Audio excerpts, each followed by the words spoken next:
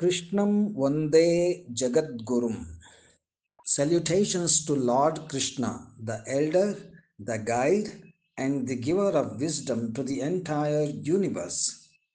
Welcome to the journey of GeethaAnusandhna. Before we even open the book of the Gita, on the cover of almost every printed edition, there is a famous picture, the scene known as Gitopadesha. In it, Arjuna is seated in the chariot as the warrior. At the reins, in the seat of the charioteer, is Sri Krishna. Krishna is shown in the posture of giving divine counsel, while Arjuna has set down his weapons, humbly listening with folded mind and heart. What does this picture signify? The chariot represents our own body. Arjuna is the Jivatma, the individual soul within this body. In truth, we ourselves are the charioteers of our life. This charioteer has been caught in life's problems. He has to face them and overcome them by himself. Yet, when confusion clouds his mind and sorrow weighs upon him, he needs guidance. The charioteer at the reins is none other than Sri Krishna, the Supreme Soul, the power behind the universe, the embodiment of pure knowledge and the power of wisdom. He is our inner voice, the divine whisper of wisdom within. When we are ready to listen to that divine inner call of clarity and truth, that is when the true journey of the Bhagavad Gita begins. Thank you. What is the Bhagavad Gita? Since it contains the word Gita, is it a song or poetry? Or is it a story, a casual talk, a sermon, or a scriptural treatise? Is it a religious text like the Bible or Quran? Such questions are many. The Bhagavad Gita is a part of the great epic Mahabharata, composed by sage Vyasa. The entire Mahabharata is in the form of verses. The Bhagavad Gita itself contains 700 verses. The main theme of the epic Mahabharata is the dispute between the heirs, the Kauravas and Pandavas. The wicked Kauravas were defeated in war by the righteous Pandavas, who then gained the kingdom. The Bhagavad Gita is the teaching given by Lord Krishna to Arjuna, one of the Pandavas, at the very start of the Mahabharata war to remove Arjuna's confusion. Great sage Vyasa presents it in the form of a dialogue between Arjuna's questions and Krishna's answers. The battle of the Mahabharata represents the conflict between right and wrong in our own lives. The path shown by Krishna to face this conflict is the Bhagavad Gita. Bhagavan means God. Krishna is God or the incarnation of God. Since the teachings here are spoken directly by Krishna himself, the Bhagavad Gita literally means the Word of God. Whether this is merely a matter of faith or actual truth is something that becomes clear to those who truly understand the meaning of the Bhagavad Gita. It becomes evident to anyone who reads the Gita even once that it is not a religious text like the Bible, the Quran, etc. The Bhagavad Gita begins with a question asked by King Dhritarashtra, who wanted to know what was happening on the battlefield. The very first verse is Dhritarashtra Uvacha Dharmakshetre Kurukshetre Samaveta Yuyutsavaha Mamakah Pandavaschaiva Kimakurvata Sanjaya. Who is this Dhritarashtra? Since the Bhagavad Gita is part of Mahabharata, To understand the context of its teaching, it is good to know the background story. Within the limits of our GeethaAnusandhna program, I will occasionally narrate these stories briefly. Those who are interested should read the original Mahabharata composed by sage Vyasa. Read only those translations that faithfully and authentically convey the original. At that time, the king was Dhritarashtra. His children were known as the Kauravas. The Pandavas were the sons of Pandu, who was the Dhritarashtra's own younger brother. Though Dhritarashtra was the elder, because he was blind from birth, Pandu became king. But unfortunately, Pandu later renounced the kingdom and went to the forest, where he eventually died. Because Pandu had given up the throne, Dhritarashtra was compelled to take it. The question arose, who should be the next king after Dhritarashtra? Dhritarashtra stubbornly and greedily desired that his own son should inherit the throne. The sons of Dhritarashtra were wicked, unrighteous, unworthy, and merciless. The sons of Pandu were noble, virtuous, capable, and compassionate. The people loved the Pandavas. In those days, although royal dynasties existed, the kingdom was not regarded as the personal property of the rulers. Nor was there a rule that only the eldest son of the king must inherit the throne. Whoever had the proper education, training, and the worthiness to rule righteously in a way that pleased the people, he was the one fit to become king. Yet, though there were many elders and wise men at that time, they failed to make this wise and fair decision. At first, the kingdom had been divided equally between the Kauravas and the Pandavas, but the Kauravas deceitfully seized the portion that belonged to the Pandavas. They insulted and humiliated the Pandavas in many ways. The Pandavas had the true ability to govern well. The people were suffering under the Kauravas, and they longed for the Pandavas to rule. But King Dhritarashtra, blinded by attachment, could not see this truth.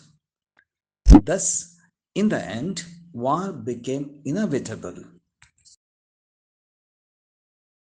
Dhritarashtra was filled with an intense curiosity to know what was happening on the battlefield. In his heart, he had only one stubborn desire, that his own sons must win. Sage Vyasa offered to give Dhritarashtra, the blind king, a divine vision so that he could watch the war while sitting in his palace. But but Dhritarashtra himself was not ready to open his eyes and see. In other words, he was unwilling to give up his blindness. What foolishness! What a grave mistake! Vyasa then granted that divine vision to Sanjaya, the king's close aide. From now on, it was Sanjaya's role to watch the war and give commentary on it.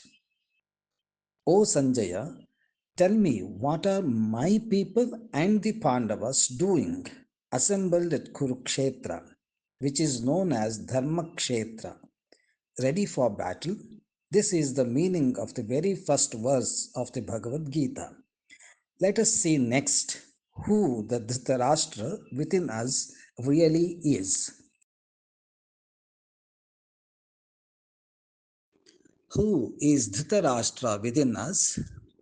If we understand the special meanings of the words used in the Bhagavad Gita and the symbolism of its characters, it helps us apply the Gita's teachings in our own lives. The very first word of the Bhagavad Gita is Dhritarashtra. Dhrita means held on to. Rashtra means country, kingdom, position, etc. In this context, Rashtra means the body. So, the ego that identifies itself with the body is Dhritarashtra.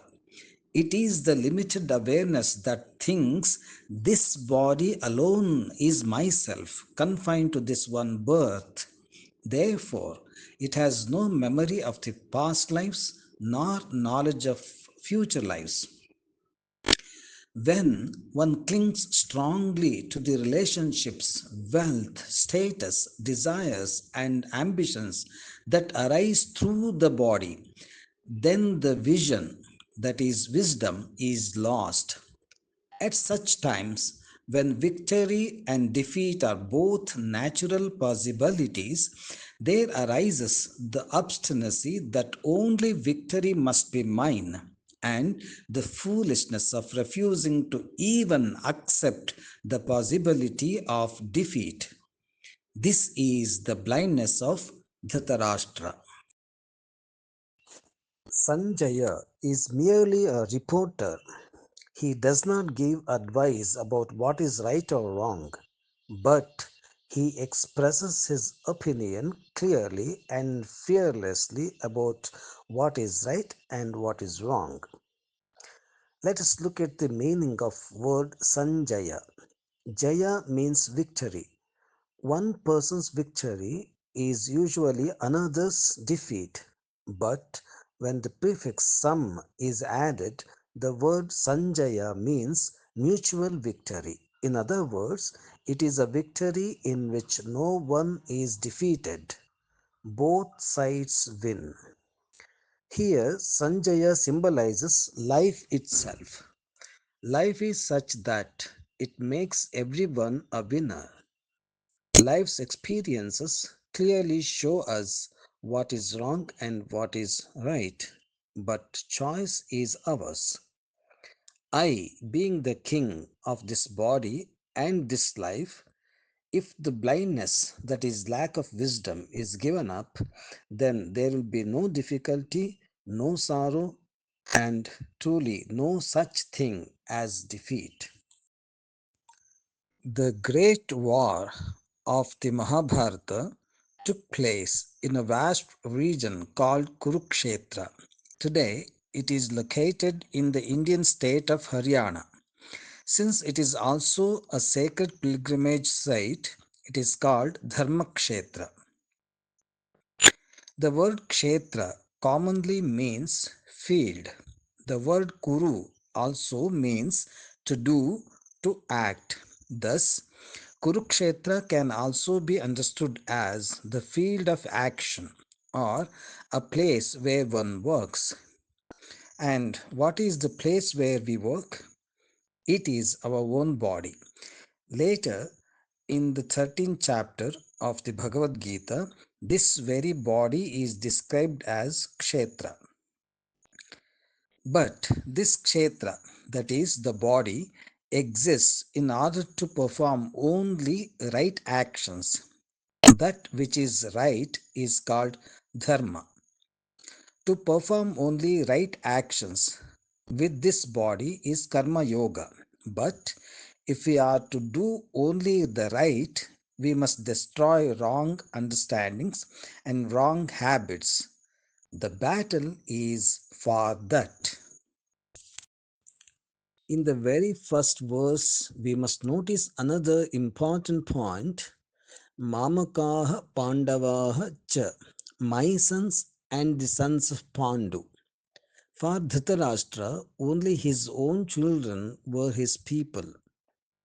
But the true duty of a king is to regard all his subjects as his own children, an ideal established by many great kings of the past.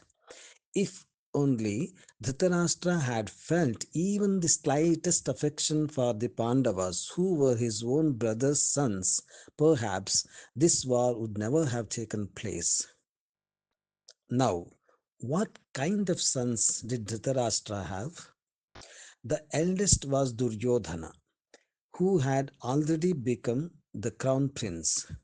Sri Krishna made one final attempt to bring about peace between the Kauravas and Pandavas. He appealed to Duryodhana, return half the kingdom to the Pandavas, if not, then at least grant them 5 villages. But Duryodhana flatly declared, I will not give the Pandavas even as much land as could be covered by a needle's tip. Was this obstinacy born of arrogant pride? Was it unrestrained greed? Or was it foolishness, unable to foresee the consequences? Perhaps it was a stubbornness so blind that it cared not even for his own destruction. In short, Duryodhana was truly a son worthy of his father. In greed and wickedness, he even surpassed his father. This was Duryodhana. In the Mahabharata, 4 people were identified as the most wicked.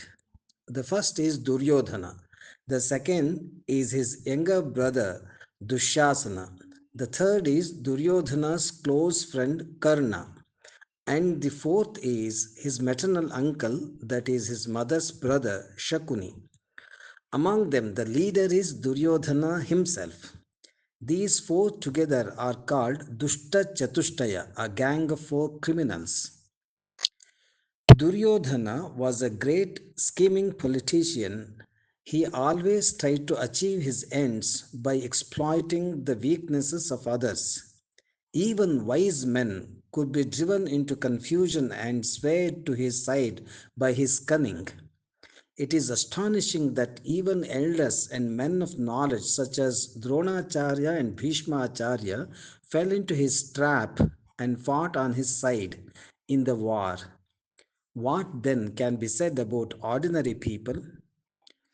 To the eyes of onlookers, Duryodhana appeared as a mighty warrior, a brave man. Yet, despite his cruelty and endless scheming, what filled his inner self, his mind, was only fear.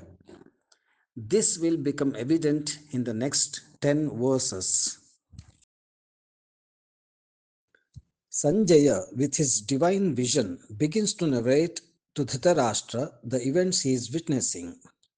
Life is giving lessons through experiences to one who is identified self to the body. Seeing the Pandavas' army well prepared, Duryodhana goes to Dronacharya and speaks to him. Verse 2. Why did Duryodhana go to Dronacharya? The supreme commander of the Kaurava army was Bhishmacharya. He should have gone to him, right? Anyway, let us see what he says. O Acharya, behold this big army of the sons of Pandu. This army has been organized by the son of Drupada, your disciple, the intelligent one.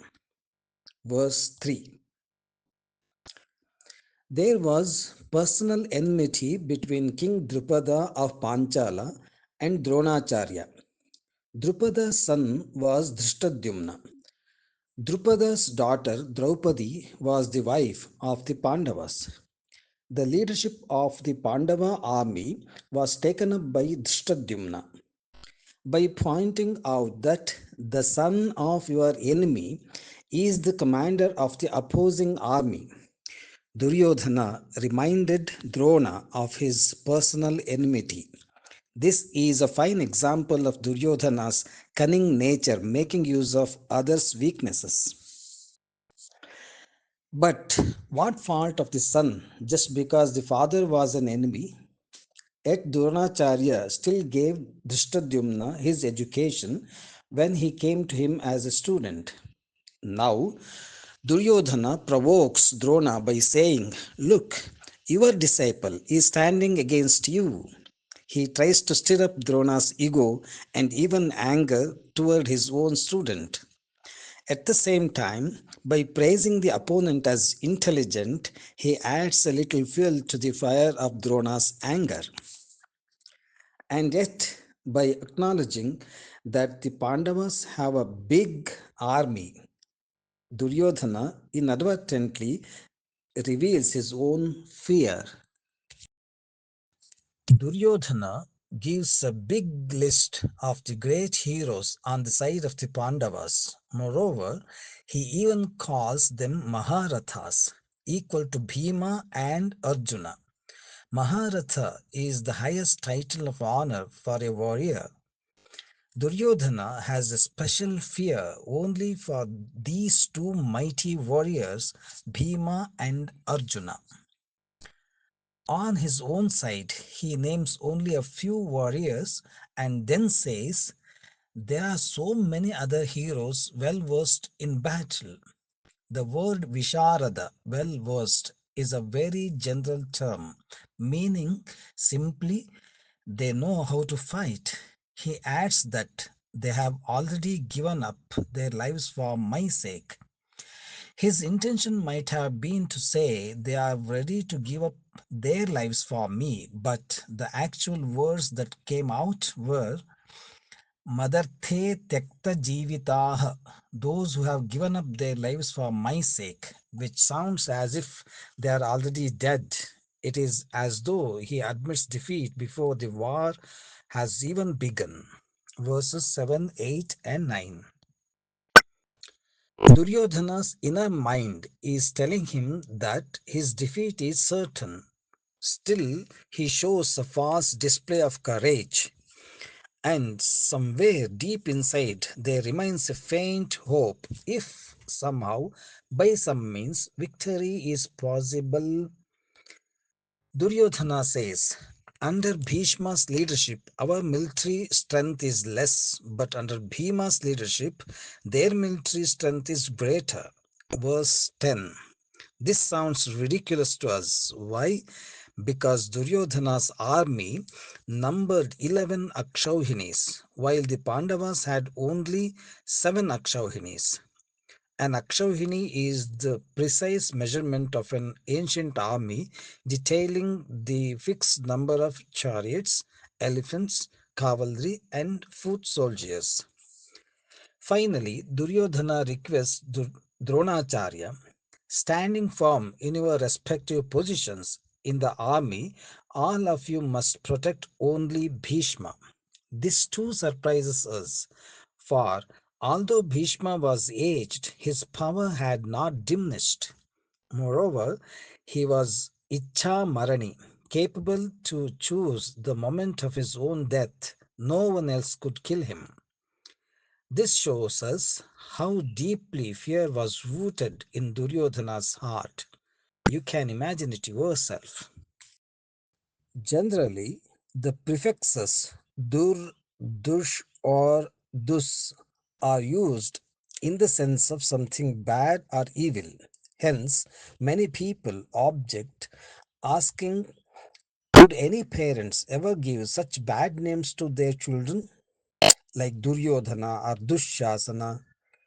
Some argue that perhaps Vyasa, the composer of the Mahabharata, deliberately used such names in order to show that they were evil. Because of this, some modern writers have tried to replace Dur with Su, a prefix that conveys the sense of good, and thus call him Suyodhana. But doing so does not turn a wicked man into a good one. Moreover, there is no real need to change the name at all, because the prefix dur has other meanings too. Yodhana means fighter. Here, dur carries the meaning of tough. Therefore, Duryodhana actually means a tough fighter, which in fact matches his character quite well. Even at the very end of the war, after losing all his kinsmen, after having his thigh broken by Bhima's blow, and when death was approaching, he still did not give up his stubbornness. He never gave up the fight. Even then, he declared his follower Ashwathama, the son of Dronacharya, as the commander of the army, which doesn't existed, and sent him to take revenge against the Pandavas. Thus, Duryodhana met with a tragic end. By now, you may already have understood who the Duryodhana within us is. His very nature and conduct make it evident. Indeed, when the thought, I am this body, arises, and when the blindness of ignorance takes hold, then arrogance, greed, conceit, stubbornness, cruelty, injustice, deceit, and many such vices emerge within us. This is the symbolic meaning of Dhritarashtra having 100 sons. The combined force of all these vices is what we call Duryodhana. Notice this well. The cruelest person is often the one most tormented by inner insecurity. Such an arrogant person, however much fear he harbors within, cannot express it openly, not even before those closest to him. He cannot share his inner pain or sorrow. Even when well wishers point out his mistakes and offer good counsel, he refuses to accept it. Not even his wife can comfort him. Driven by obstinate arrogance, he listens to no one. In such a state, what solution can there be? Is there any end other than tragedy? He not only brings about his own destruction but also becomes the cause of ruin of his own people and for others. Noticing Duryodhana's anxiety, the commander of the army, the mighty and venerable elder of the Kuru lineage, his grandfather Bhishma, sought to encourage him. He roared loudly and blew his conch. Immediately, the warriors of the Kaurava army sounded their battle instruments, conches, drums, cymbals, trumpets, and others, all at once. The combined sound rose like a big commotion. The word Kaurava literally means one belonging to the Kuru dynasty. In that sense, both the sons of Dhritarashtra and the sons of Pandu are Kauravas. But generally, the term Kauravas is used only for Dhritarashtra's sons because there is also a pun here. The word can be split as cow meaning bad or harsh and Rava meaning noise. Thus, Kaurava can also mean those who make a harsh, discordant noise. When bad people gather, there is no real harmony among them. Because of this lack of unity, their collective sound has no true impact. In the same way, when negative emotions gather within us, our mind becomes restless with scattered, noisy thoughts. The mind turns into a nest of confusion, and effective, single pointed thinking becomes impossible.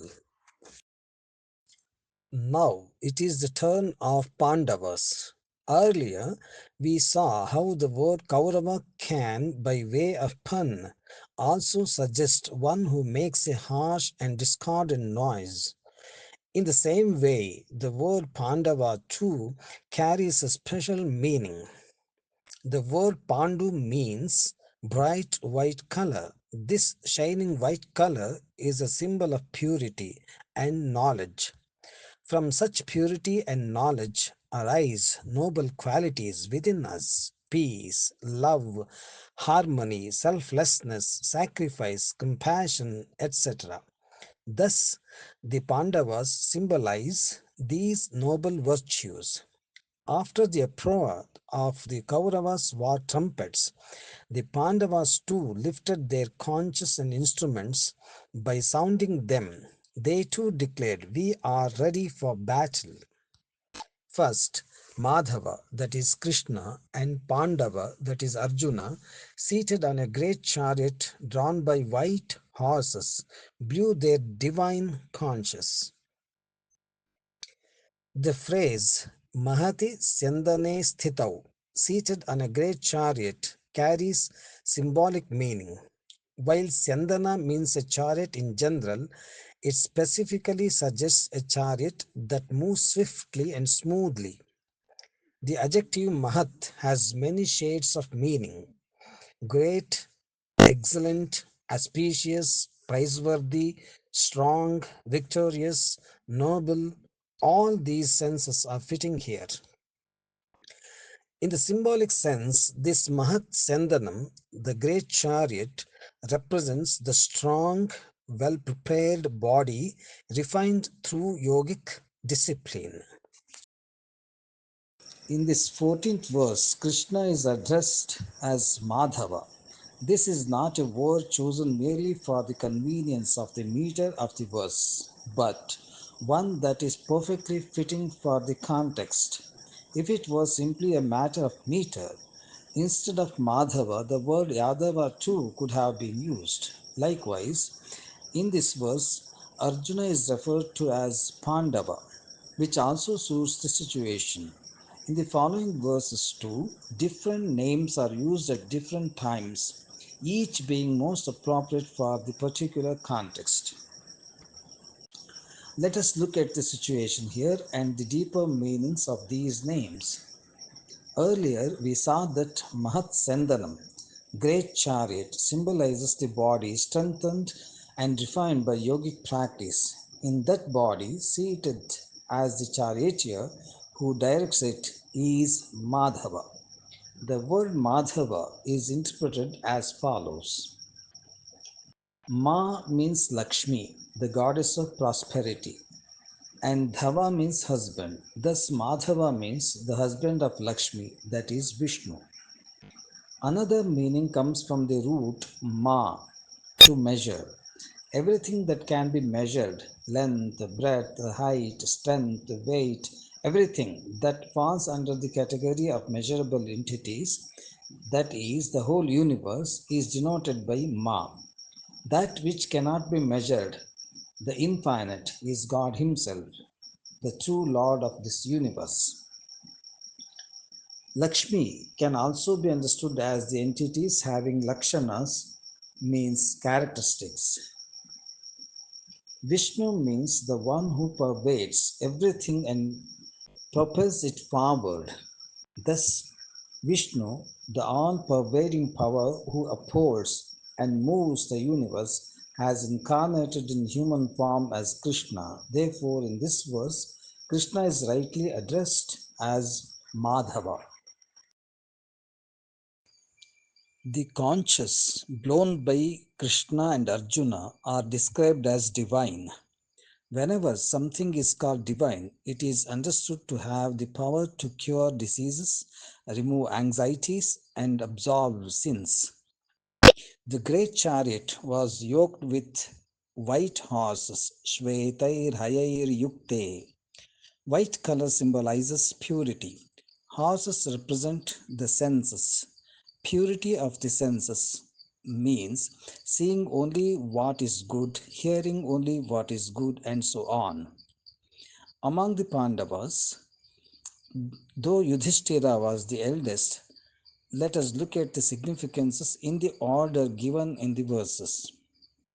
First, Hrishikesha, that is Sri Krishna, blew the conch called Panchajanya.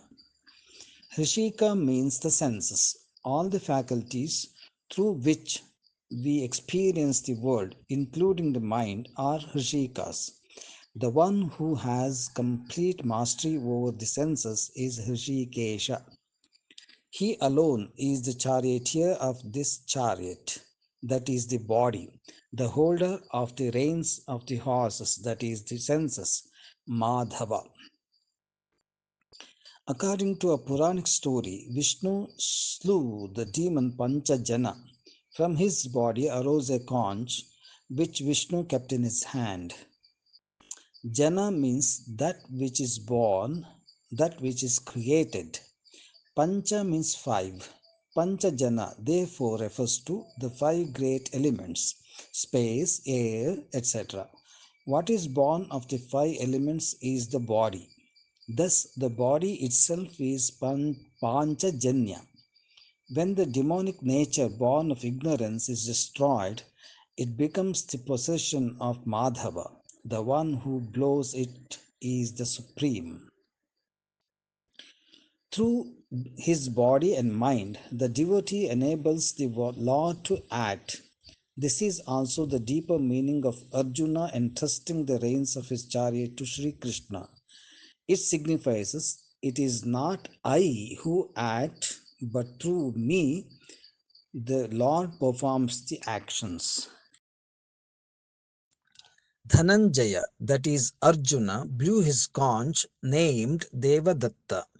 The word dhana means money or wealth, but the greatest wealth is knowledge. One who strives, acquires, and makes knowledge truly his own through practice and realization is called Dhananjaya. In other words, Dhananjaya is one who, with efforts and dedication, achieves knowledge and transforms it into experience. The conch he blew was named Devadatta, gifted by God. This carries a beautiful message. Whatever I have, my body, my house, my family, my possessions, none of these are truly mine. They are all Deva Datta, given by God. With this spirit, one should work in the world. By handing over Panchajanya to God, we must surrender our ego of I am the doer. Likewise, by giving up the feeling of mine and assuming whatever we use, including this body, is divine gift. It belongs to God, not to us. We must overcome our possessiveness. By accepting this, the knot of ego and attachment is loosened. This is real preparation for battle. To overcome all our problems, facing them firmly, we must renounce ego, ahankara, and possessiveness, mamakara. Only then can we be truly victorious. Here lies the difference between Duryodhana and Arjuna. Duryodhana, the Kaurava, clung tightly to his ego and attachment and thus invited his own downfall, whereas Arjuna, the Pandava, by surrendering ego and possessiveness, attained true victory. Among the five Pandavas, Arjuna is the third, and his elder brother Bhima, the second Pandava, blew his mighty conch named Poundra. In the 15th verse, Bhima is addressed as Vrikodara and described as Bhima Karma. Bhima Karma means one who performs tremendous tasks that others consider impossible. Vrikodara means wolf-bellied, that is, one with great hunger who eats a lot.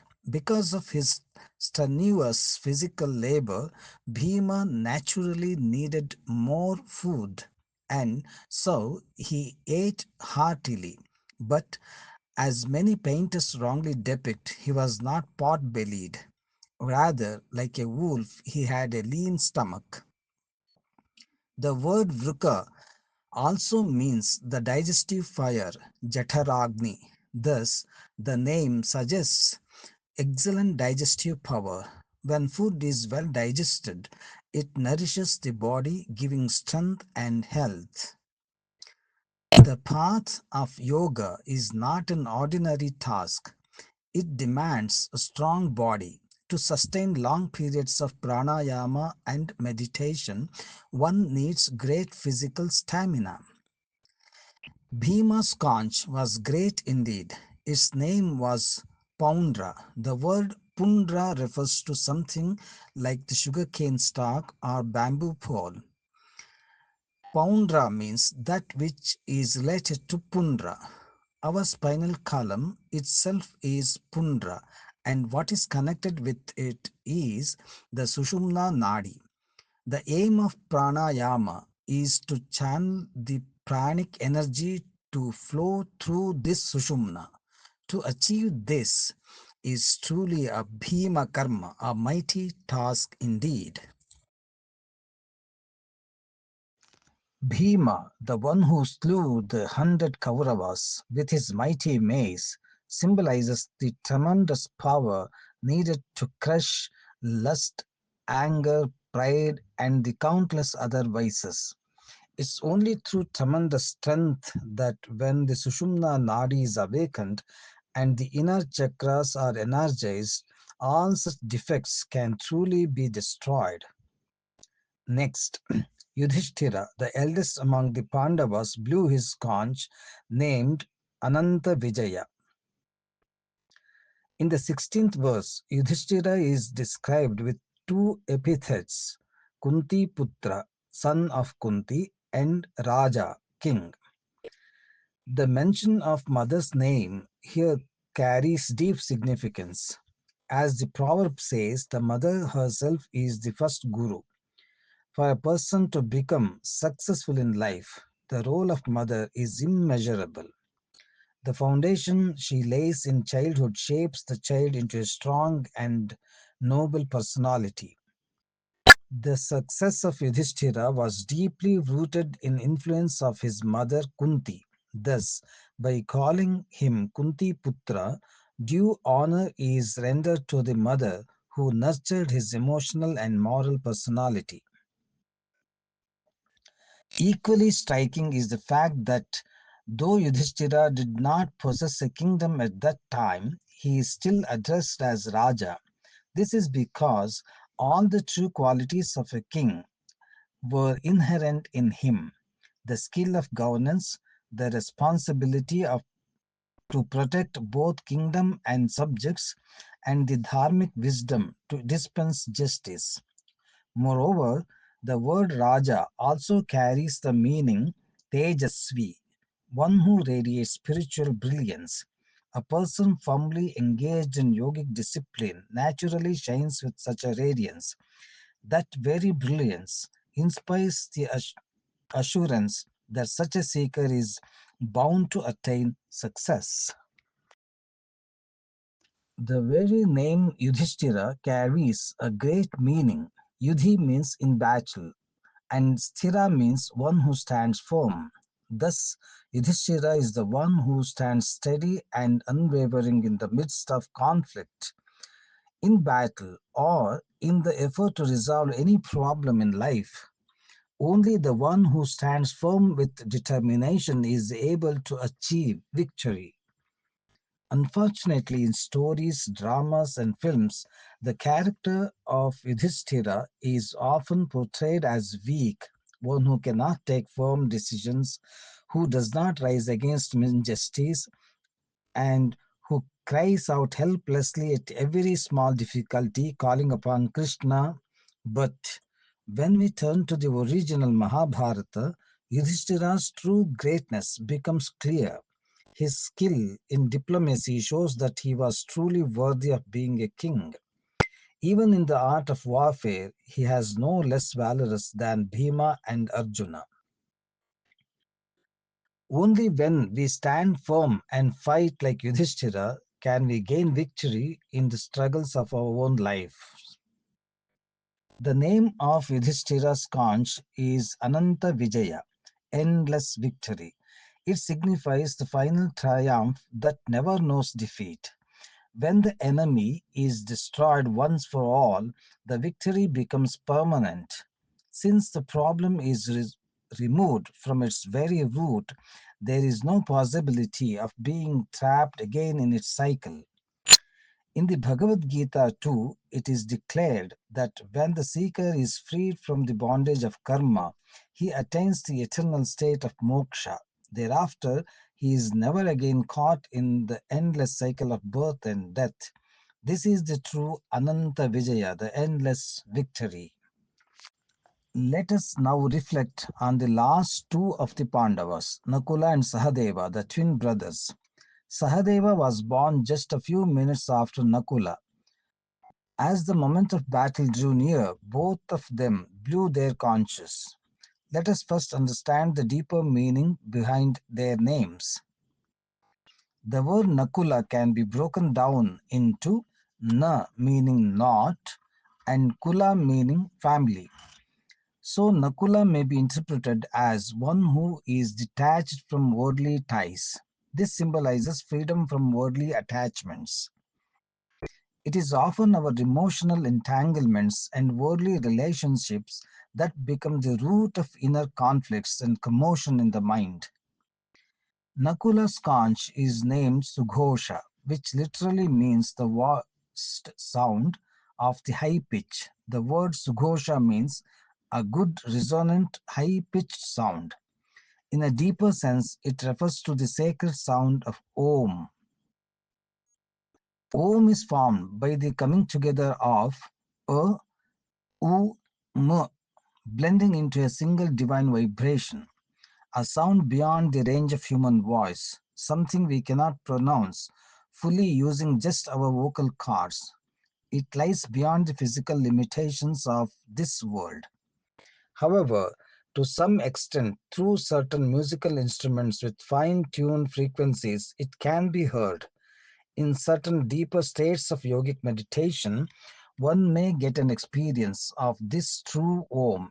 In such a moment, it does not emerge from the throat but from the whole body, vibrating with a intense energy. This is Sughosha, the pure, sacred resonance of the cosmos. Nakula, just as one should detach from family ties, one must become attached to God. Sahadeva is the last of the Pandavas. Saha means along with, and Deva means God. Thus, Sahadeva signifies being with God, remaining in a divine state of consciousness.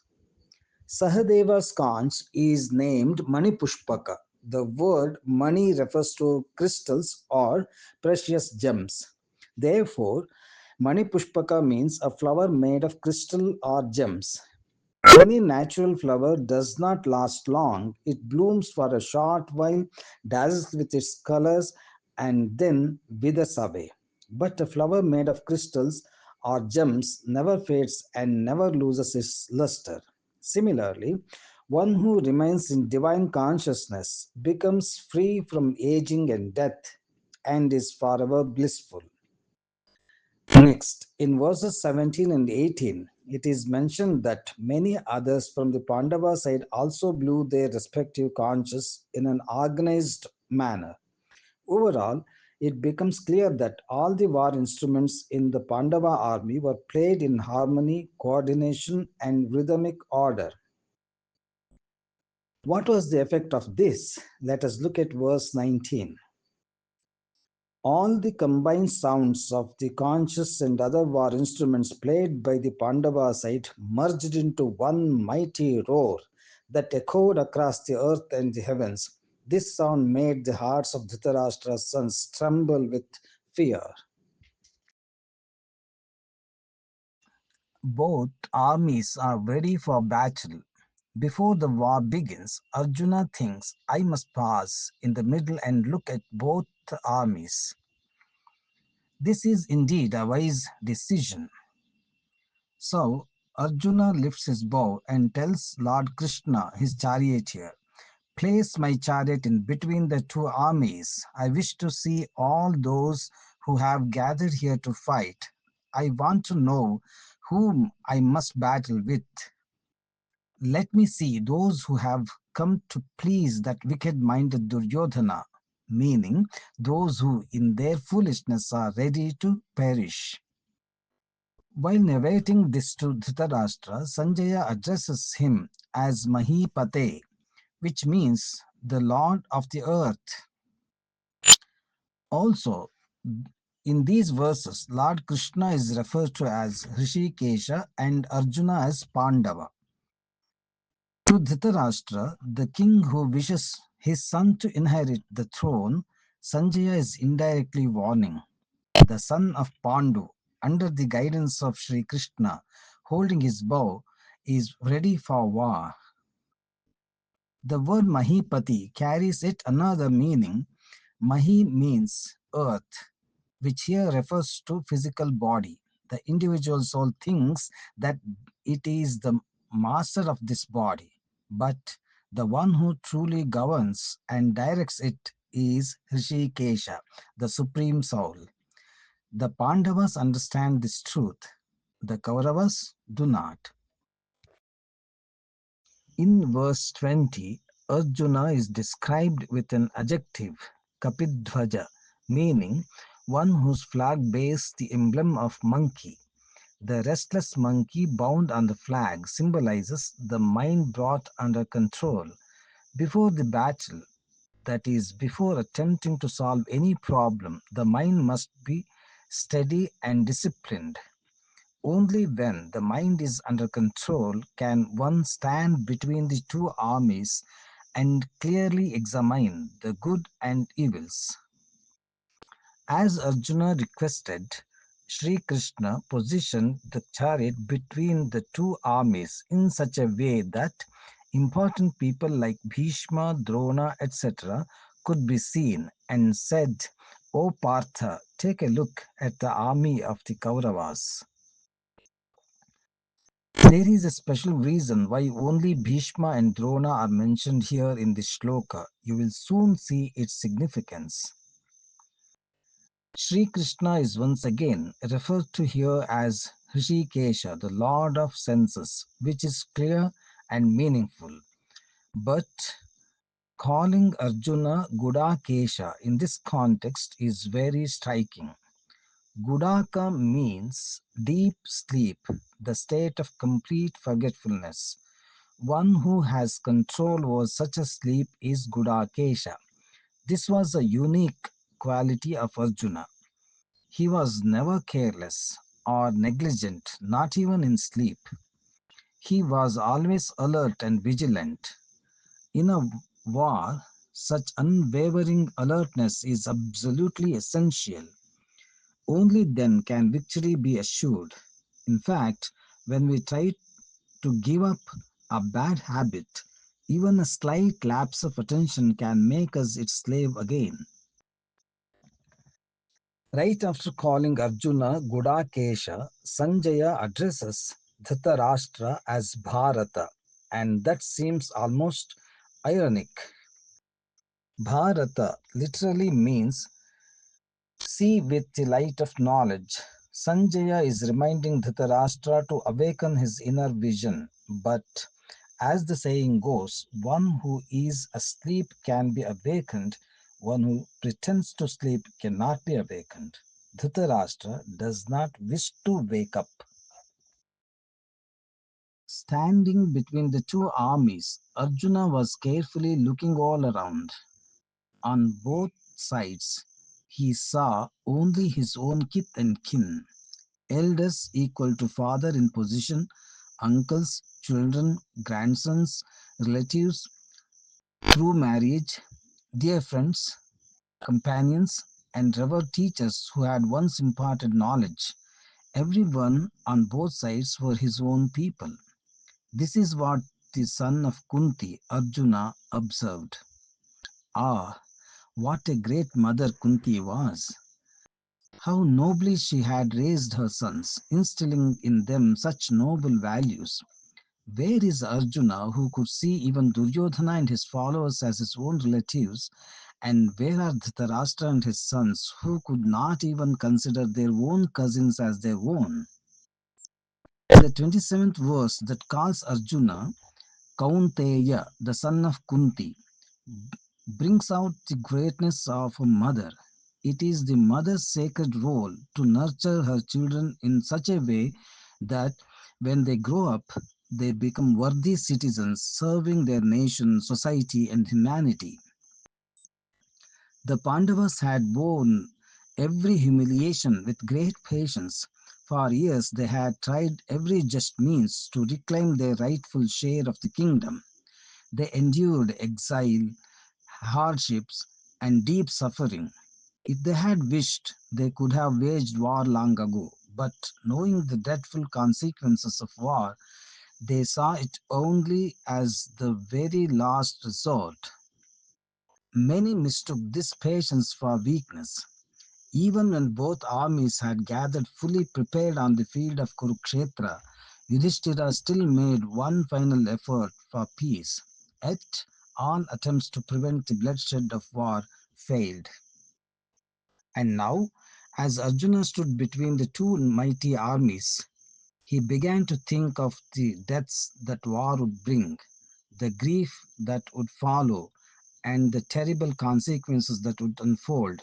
His heart grew heavily with sorrow.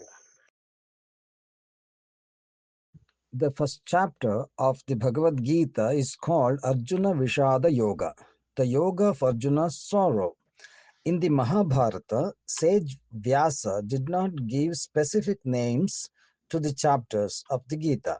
Later scholars, based on the central theme of each chapter, assigned these titles. Since the first chapter mainly describes the deep sorrow that overtook Arjuna, it came to be known as Arjuna Vishada Yoga. To understand the nature of Arjuna's sorrow is itself a help in progressing toward yoga state. That is why this name is significant. What is yoga state? It is the state of natural harmony, where all problems are resolved and no disturbance remains. What is Vishada? It means grief or sorrow. Its opposite is Ananda, bliss. All kinds of problems bring sorrow, and when they are overcome, bliss arises. To abide in bliss is to abide in our natural state. That is yoga state. Why did sorrow arise? What thoughts filled the mind when one was grieving? What physical experiences came upon him in that state of sorrow? Reflecting on such questions helps us to recognize the very structure of a problem, and this recognition is the first step toward its solution. Everyone had their own problems, from Dhritarashtra, Bhishma, Drona, Duryodhana, Bhima, Drupada. Almost every character we see in the Mahabharata had issues, but the sorrow that could turn into yoga happened only to Arjuna. That means only in Arjuna do we see the complete readiness to move towards a true solution. The problems of people like Dhritarashtra or Duryodhana were of such a kind that others had to find ways to escape the troubles caused by them. Now, let us understand Arjuna's sorrow. Looking at all his relatives present in both armies, he was overcome with deep compassion. Kripaya paraya vishtaha. Feeling immense pity for them and grieving, he began to speak. O Krishna, seeing these kinsmen ready for battle, my whole body is failing. My limbs are trembling, my mouth is drying up, my hair is standing on end, my bow is slipping from my hand, my skin is burning, I cannot remain standing, my mind is reeling, and it feels as if I'm losing balance. Here Arjuna describes the physical effects very clearly and in detail. Most people, when struck with shock or panic, are unable to speak, or they simply say, "Something is happening to me." Some may mention one or two symptoms like trembling or dizziness, but only when someone recognizes and reports their condition as clearly as Arjuna did can a psychologist find it easier to give effective therapy. Arjuna continues, I see bad omens. I feel that nothing good will come from killing my own people in this battle. All over the world, people have different beliefs about good and bad omens. Those who call themselves rational or scientific dismiss omens as superstition. But we often see beliefs like these. If a cat crosses the road, if a lizard makes a sound, if a flower falls from the deity's image, if the eye twitches, each is taken as an omen by someone. Not every such incident is always an omen, but we cannot deny that sometimes they do have a meaning based on our own experience. Here, Arjuna says he is seeing bad omens. Earlier, he had said, my head is reeling, so we cannot say for sure whether these omens were real signs or just his mental state speaking. O Krishna, I do not want victory, nor a kingdom, nor pleasures. What is the use of this kingdom? What is the use of these enjoyments? And he also adds, what is the use of this very life? This shows how deeply sorrow has taken hold of Arjuna. For a Kshatriya, protection of the people, maintaining justice, and ruling the kingdom are natural duties. For that, a kingdom and wealth are necessary. And when unrighteous rises, it becomes a Kshatriya's duty to fight against the wicked. Even if the wrongdoer happens to be a relative or a friend, one must let go of attachment and punish him. That alone is dharma. That alone is the duty of a Kshatriya. Arjuna, however, here and at this moment forgot this duty, and that is why he was overcome with sorrow. The purpose of life is to follow the four purusharthas: dharma, the righteousness; artha, rightful wealth; kama, righteous enjoyment; and moksha, liberation. Arjuna, being wise and learned, knew this well. Yet, out of extreme grief, he felt, what is the use of living at all? This is not a sign of weakness leading to suicide. In those days, suicide was extremely rare, and the scriptures considered it a worst sin. Arjuna's words reveal the depth of his pain. He says, for whose sake we desire kingdom, enjoyments, and pleasure, for whose sake we long to share our happiness, all those very people stand here taking part in this war where both wealth and life will be lost. Teachers, relatives, friends, I do not wish to kill them, not for the sake of a piece of land on this earth, not even for the lordship of all the three worlds. Even if they wish to kill me, I will not kill them. Here we see Arjuna's deep emotional attachment.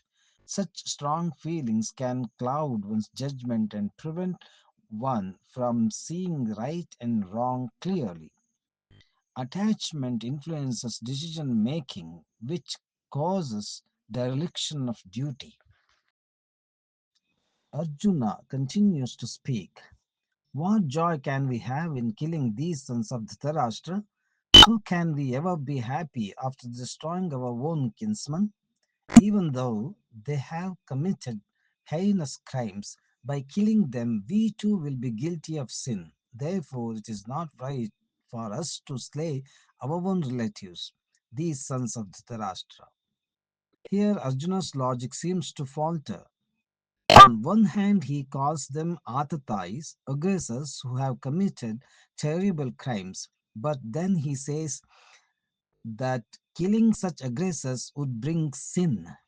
What if they are kinsmen? And above all, he is saying this to Krishna himself, who had slain his own wicked uncle Kamsa for the good of the world. Arjuna further argues, when men die in war, their families are destroyed. When family life is ruined, the entire social order collapses. These men, blinded by greed, cannot see the sin that will follow from the destruction of families and the betrayal of friends. Should not we, who understand the consequences, refrain from committing this sin? But here we must pause and ask Arjuna a question. If we refrain from fighting because we think it is sinful, will these sinners leave us unharmed? If we do not stop them, how can the Kulakshaya, the destruction of families, ever be prevented? And if such criminals are allowed to live, how can the rest of the society live in peace and happiness? Arjuna now begins to explain the terrible consequences that come from the destruction of a family lineage. Before we proceed, let us understand a little about what Kula or family meant in those days and why it was considered so important. A Kula was not just a small household of a husband, wife, and children that we see today. It was a living chain connecting the present generation to their ancestors. The Kula was considered the basic building block of society and even of the nation, not the individual. Every person was seen as part of the Kula, and every Kula was like a pillar upholding the social order.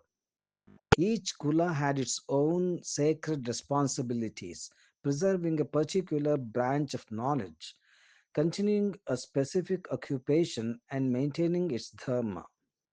When the Kulas carried out their duties in harmony, society remained stable and strong.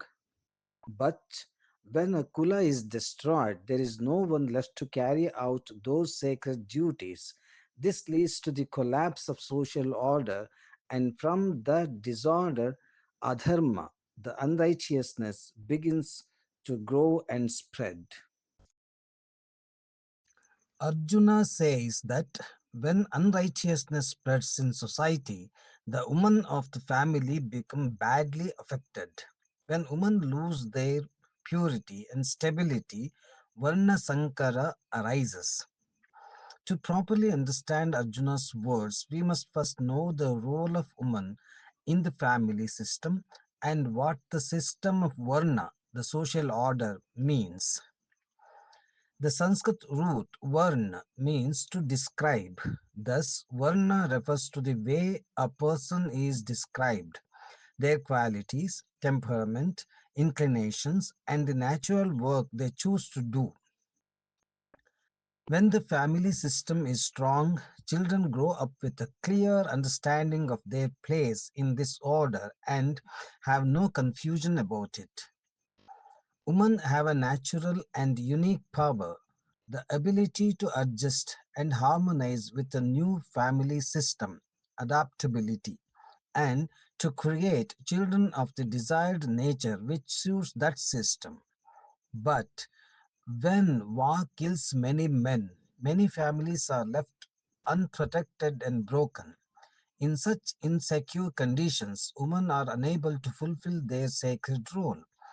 As a result, the next generation grows up without clarity about their own qualities and duties. This confusion about one's true nature is what Arjuna calls Varna Sankara. This deep social concern was yet another strong reason behind Arjuna's intense sorrow. Arjuna says, when people are troubled by Varna Sankara, they can no longer follow Dharma. So, they and those who are responsible for such confusion will go to hell. Because the sacred Shraddha rites for the ancestors are not performed, the forefathers are forced to take rebirth again. Because of the influence of Varna Sankara, the Kula Dharmas and Jati Dharmas are destroyed. Kuladharma means the duties and occupations that one follows because of birth and family tradition. Jati Dharma means the duties and tendencies that arise from a person's own individual nature, even if they differ from the family tradition. In short, Arjuna is saying that both the social order that keeps life harmonious and the spiritual order that ensures well being in the afterlife will be ruined by this war. This war should not be seen as a mere fight over wealth or property. Because of the Kauravas' unjust rule, the social order was already breaking down, confusion about dharma had arisen, and the sacred duties towards gods and ancestors were being neglected. What Arjuna fears might happen because of the war was already happening. This war was necessary for the re establishment of Dharma. But at this very moment, Arjuna is overcome by attachment to his own relatives. Filled with sorrow, he is unable to think clearly and is excessively worried about possible future consequences. Oh, out of greed for kingdom and pleasure, we are ready to kill our own kinsman. If, unarmed and not resisting, I am killed here in this battle by the sons of Dhritarashtra, that would be far better for me. Saying this, Arjuna sat down in his chariot weeping. Until now, Arjuna had been speaking continuously without once pausing to ask, "This is how I feel, is it right? What do you think, Krishna?" In the end, he did not say, "This is my problem, please give me a solution." Though he seemed to conclude, "Killing my own people is wrong, this war is not right," he still did not leave the battlefield. Krishna, too, silently listening to him without interrupting, giving Arjuna the space to pour out his heart completely. Thus ends the first chapter. From Arjuna's words, we can understand the reasons behind his deep sorrow, the grief of having to kill his own relatives in battle, the feeling that fighting merely for kingdom, power, and wealth is not a noble or lofty purpose. His awareness that this is no small war, it will lead to immense destruction and terrible consequences. The thought that destroying social order and killing one's own kinsman out of greed for power is a great sin. Here we notice that Arjuna does not show any fear of defeat or death. He knows very well that the sons of Dhritarashtra are wicked, that they are unjust, and that they stand for adharma. But are these the only reasons for Arjuna's sorrow, or is there an even deeper cause? What do you think? Starting from the 21st verse of the first chapter, let us look at the different words used to refer to Krishna and Arjuna and the special situation specific meanings they carry. These words need not have been literally spoken by the original characters. Rather, we can understand that sage Vyasa deliberately used them while composing the verses to reveal subtle truths to us. In verse 21, when Arjuna asks Krishna to place his chariot between the two armies, Krishna is addressed as Achyuta. Achyuta means the one who never sleeps. When one stands in between two opposing sides to clearly see their strengths and weaknesses, one needs a support that never wavers. Such a support helps us regain balance even if we momentarily slip. Here, Arjuna holds on to Krishna as that unwavering support. Even though he is overwhelmed with deep sorrow and has collapsed in the chariot, he has not let go of Krishna. In verses 25, 26, and 27, Arjuna is addressed as Partha and Kaunteya.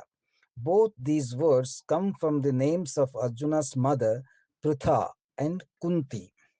These words can carry different shades of meaning in other contexts, but here they suggest something special, that a child's emotional nature is shaped by the mother.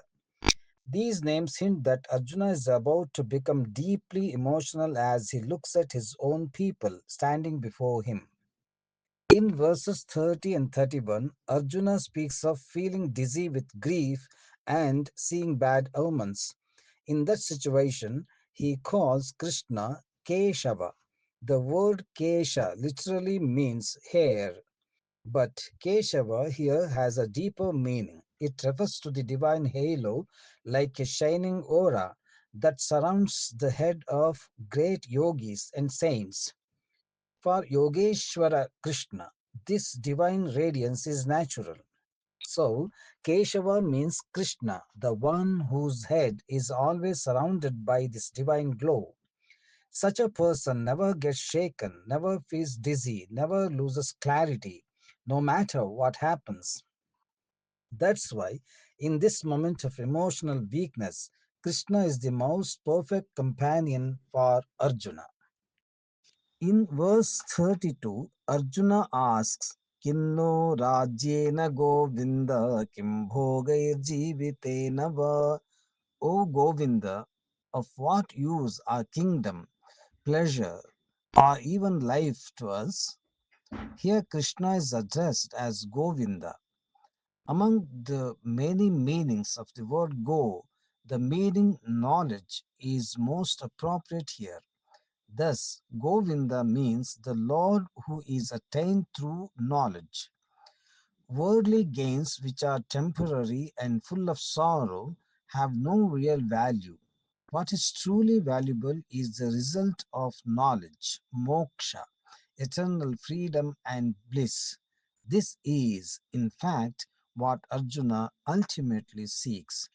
Later, in verse 35, Krishna is called Madhusudana. This name comes from the fact that Lord Vishnu once slew the demon Madhu.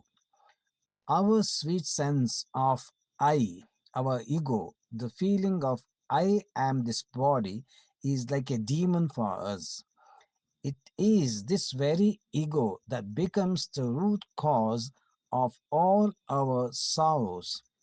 When Arjuna says, I do not wish to kill them, we can see that he is still identifying himself as I, Arjuna, bound by the notion of the body. When Arjuna says that killing the wicked sons of Dhritarashtra would bring sin, in verse 36 he addresses Krishna as Janardana. Again, when he says, at least we having the knowledge, we should not commit such sinful act. In verse 39 too, he uses the word Janardana again. The god is called Janardana because he is the one who creates, sustains, and finally dissolves all Jana, living beings. Or he is Janardana because he destroys the wicked without any hesitation. Here, Arjuna is saying that killing the wicked will bring sin. But by using the word Janardana, the verse subtly points out the contradiction in Arjuna's argument. In verse 37, Arjuna says, Swajanang hi kathang hatva sukhina syama madhava. O Madhava, how can we be happy after killing our own people? Krishna is called Madhava, the Lord of the entire universe. For him, there is no such thing as our people or others. But Arjuna is making distinctions, saying our own people and others. If this distinction is accepted, would it not mean that the wicked who are not our people can be killed?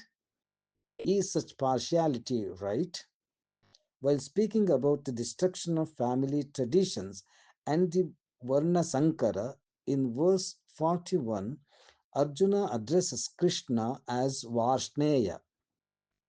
Krishna belongs to the Yadava clan, a large community with many branches. One such branch is the Vrishni lineage, and because Krishna was born in this lineage, he is called Varshneya. This also means that Krishna too has a Kula Dharma, a duty to uphold the traditions of his clan. By using the word Varsneya, it seems as though Arjuna is reminding Krishna of the danger of destroying family traditions and the chaos of Varna Sankara. Thus, end the topics of the first chapter. Next, let's move on to the second chapter.